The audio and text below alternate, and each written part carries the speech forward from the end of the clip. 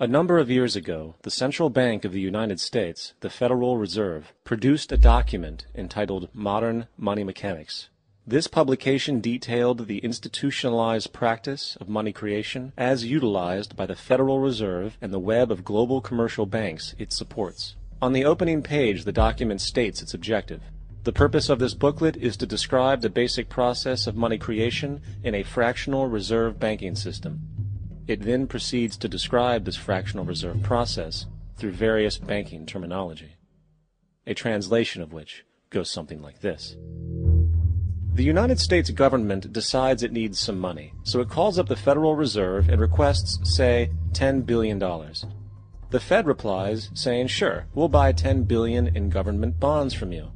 So the government takes some pieces of paper, paints some official-looking designs on them, and calls them Treasury bonds. Then it puts a value on these bonds to the sum of $10 billion and sends them over to the Fed. In turn, the people at the Fed draw up a bunch of impressive pieces of paper themselves, only this time calling them Federal Reserve notes, also designating a value of $10 billion to the set. The Fed then takes these notes and trades them for the bonds. Once this exchange is complete, the government then takes the $10 billion in Federal Reserve notes and deposits it into a bank account. And upon this deposit, the paper notes officially become legal tender money, adding $10 billion to the U.S. money supply. And there it is. $10 billion in new money has been created. Of course, this example is a generalization, for, in reality, this transaction would occur electronically, with no paper used at all. In fact, only 3% of the U.S. money supply exists in physical currency. The other 97% essentially exists in computers alone.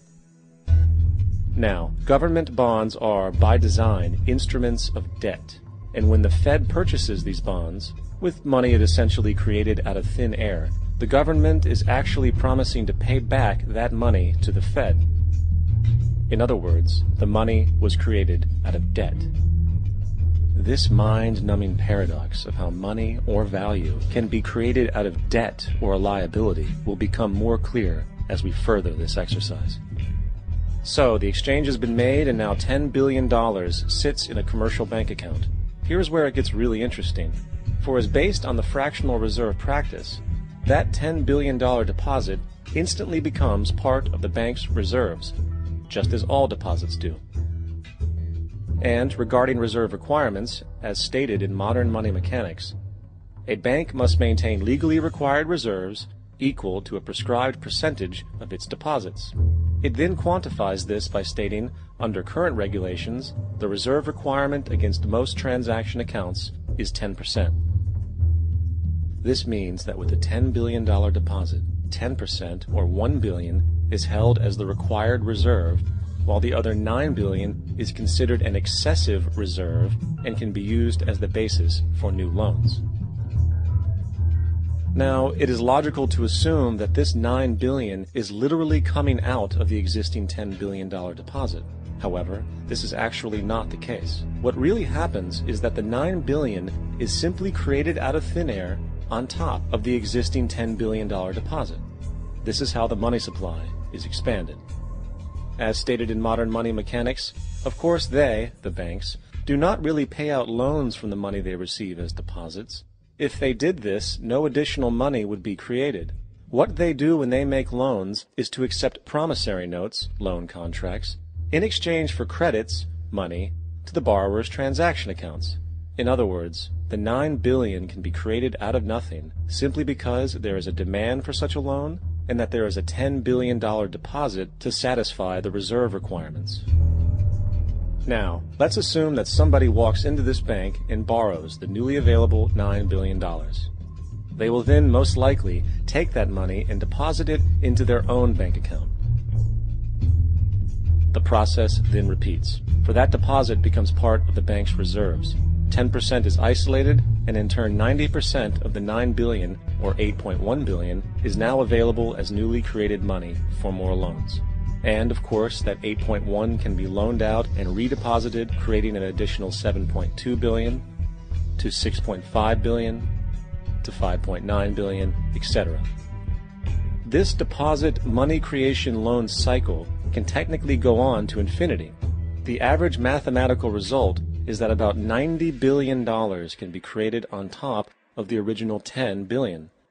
In other words, for every deposit that ever occurs in the banking system, about 9 times that amount can be created out of thin air. Money jitters? Ask the obliging Bank of America for a jar of soothing instant money, M-O-N-E-Y, in the form of a convenient personal loan.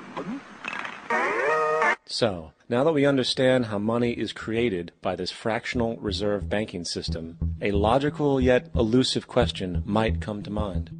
What is actually giving this newly created money value? The answer? The money that already exists. The new money essentially steals value from the existing money supply. For the total pool of money is being increased irrespective to demand for goods and services. And as supply and demand finds equilibrium, prices rise, diminishing the purchasing power of each individual dollar. This is generally referred to as inflation, and inflation is essentially a hidden tax on the public. What is the advice that you generally get? And that is inflate the currency. They don't say debase the currency. They don't say devalue the currency. They don't say cheat the people who are saved. They say lower the interest rates. The real deception is when we distort the value of money. When we create money out of thin air, we have no savings, and yet there's so-called capital. So my question boils down to this. How in the world can we expect to solve the problems of inflation, that is, the increase in the supply of money, with more inflation? Of course, it can't.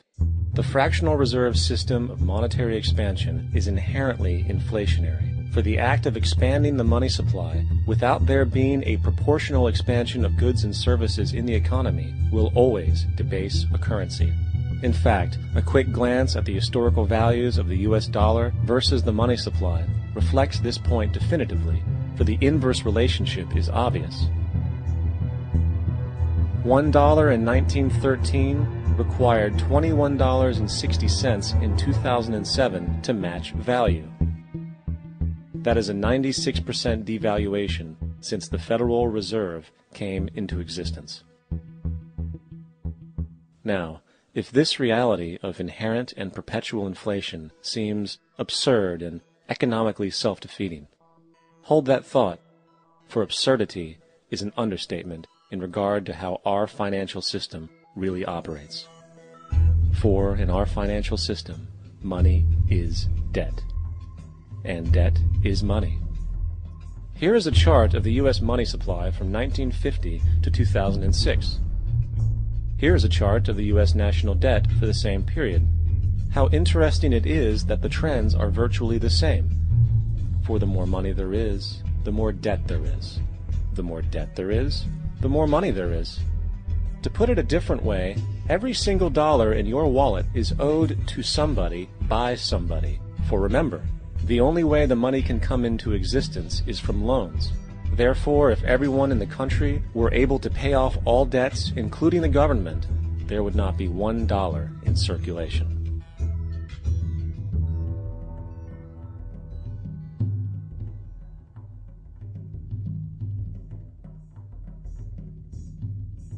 In fact, the last time in American history the national debt was completely paid off was in 1835 after President Andrew Jackson shut down the central bank that preceded the Federal Reserve.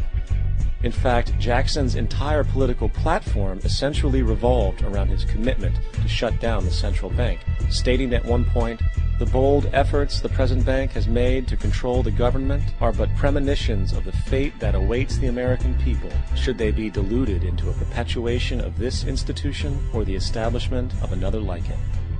Unfortunately, his message was short-lived, and the international bankers succeeded to install another central bank in 1913, the Federal Reserve. And as long as this institution exists, perpetual debt is guaranteed.